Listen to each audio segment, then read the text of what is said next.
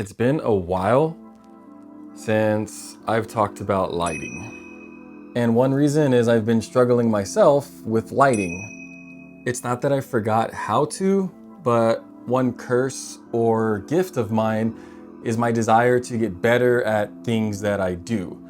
And when it comes to my creativity or my art, I felt like I plateaued. I've been getting new figures, I've been making new dioramas, but I was getting lazy with my lighting.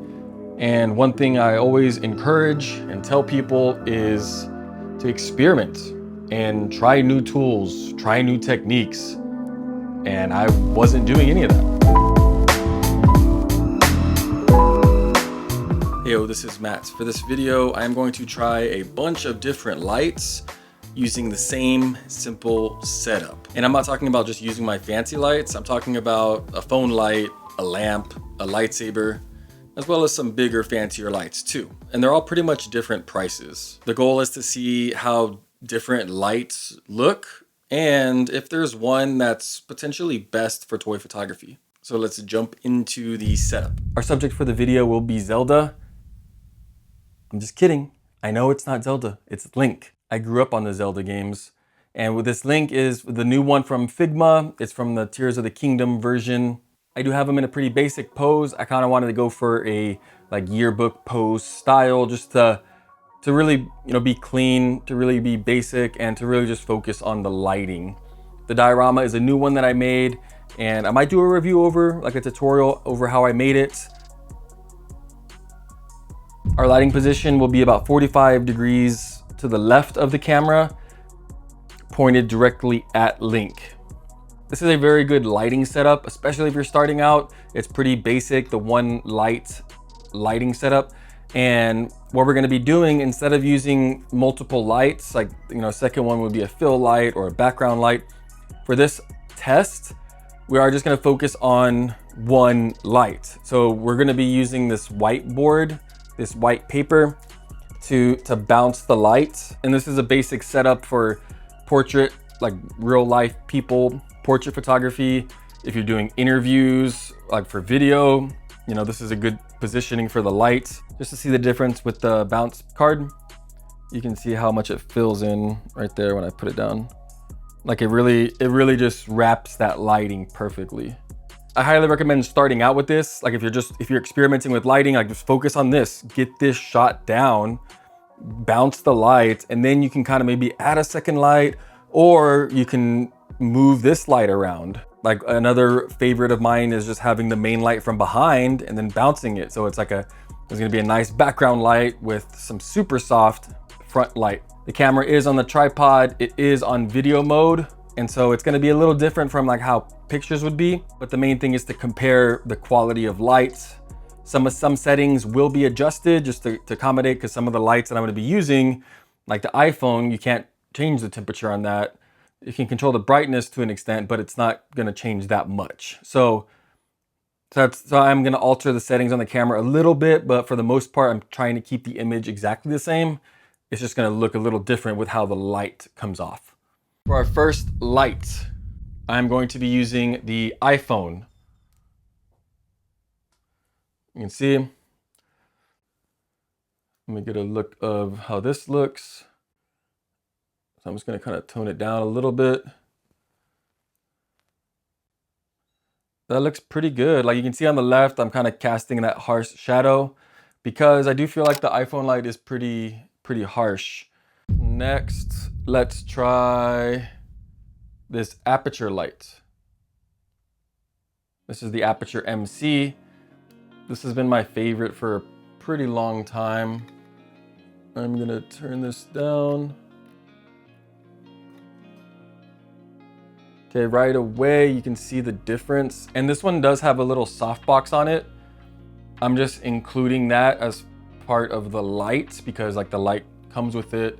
And I have taken it off for some shots, but for the most part, like it just stays on. So, that's a benefit of this light. It has this little softbox.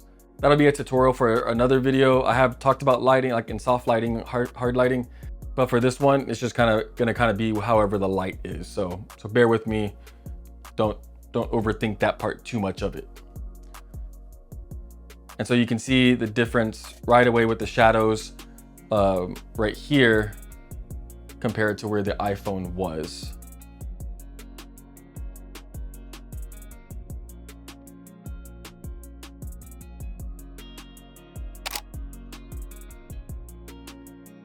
Another thing to keep in mind, I'm going to be coming up with these tips throughout, is going to be how, like, the way your light is, and we're going to see that there's different lightings have different shapes and different how the light comes out.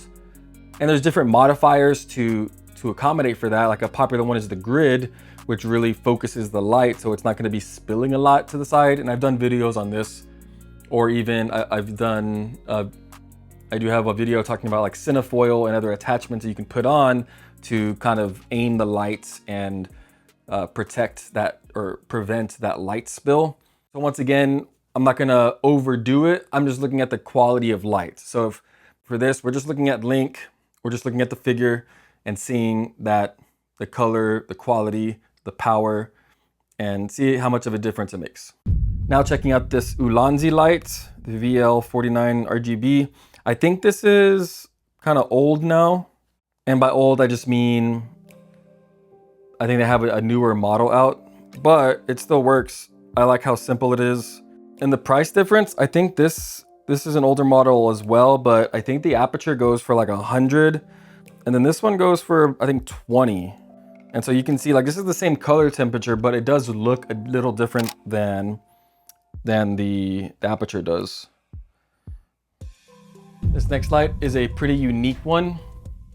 It's from Adaptalux. I did a review on them. I guess it's been over a year now, but they're bendy lights, and they're I think they advertise them a lot for like macro photography, getting close to bugs and other subjects like that.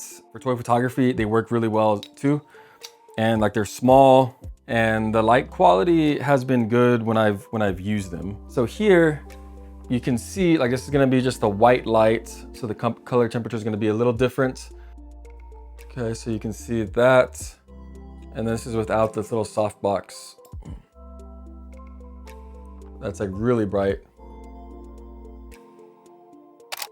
But it looks good to me. This is the Zhiyun Pocket video light. I forgot the actual name, 20 watt RGB. It does have an attachment that sometimes I use with the barn doors and a grid. For this shot, I'm just gonna be using it as a regular light. And so this is only at 4%. Let me change this temperature.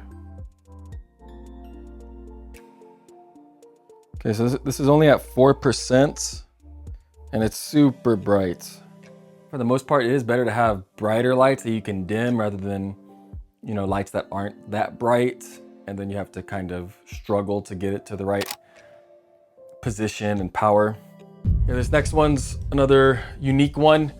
It's the Lume Cube. It's by Lume Cube, which I used to like some of their smaller lights. I don't really use them anymore, but this is their, I think it's called ring light, but it goes on the desk. And I used it in my workshop, and it's kind of, you can't really see it, but it's kind of painted on. I used to use it on my desk here for a lot of figure shoots, and I think I'm gonna bring it back because I do, even if I don't use it as a key light, because it is adjustable, has different color temperatures. Even if I don't use it as a key light, it's still really good for a backlight or an edge light or adding some fill. And so I do really like it. And here you can see that. Another light that I use for my desk or my work desk is this one. And I'm kind of classifying this as just a lamp because it is, you know, just a lamp with a regular light bulb in it. It is a super bright light bulb because I do focus on, I kind of got this for my miniature painting and figure customization. So I wanted it, you know, extra bright and this color temperature just to really see what I'm working on. So, and this one, I have to kind of go back a little bit to see, but I mean, for it to not to be too bright. Let me see, for this one, I'll turn the settings down. Yeah, so you can see the difference it makes. Just to compare, I'm gonna turn on my room light.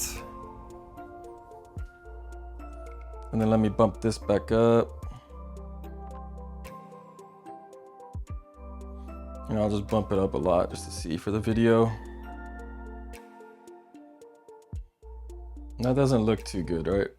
For the picture, I will change the white balance a bit, but nothing too fun about that. It's pretty flat. Our last one is going to be my giant video light, which it's giant. I say giant because yes, it has a big softbox, and the softbox does have a grid, but it's also just a really powerful video light. It's the Amaran 200X, and so I used to use it, or sometimes I would use it to kind of, you know, add some good fill.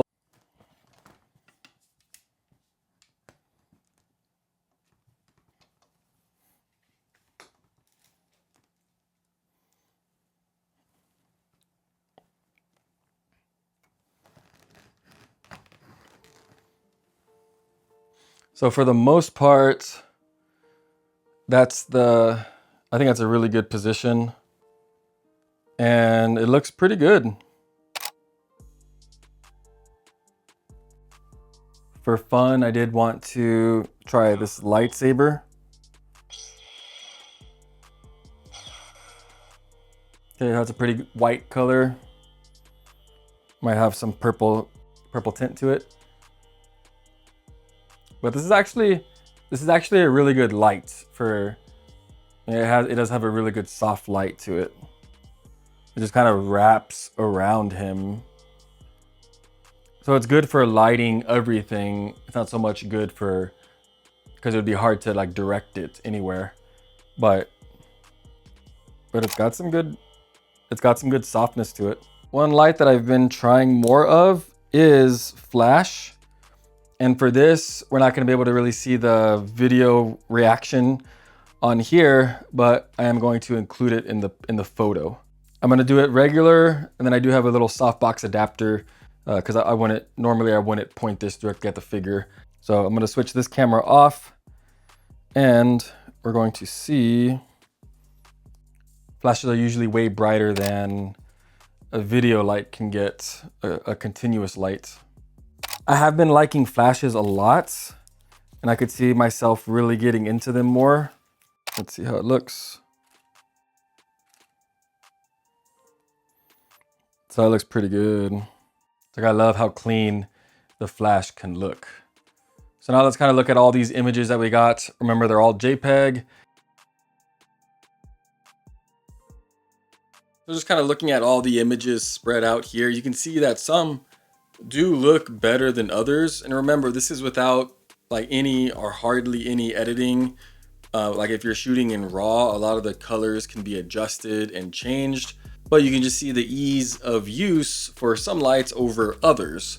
And also we can add modifiers like a diffuser or a softbox or bouncing the lights.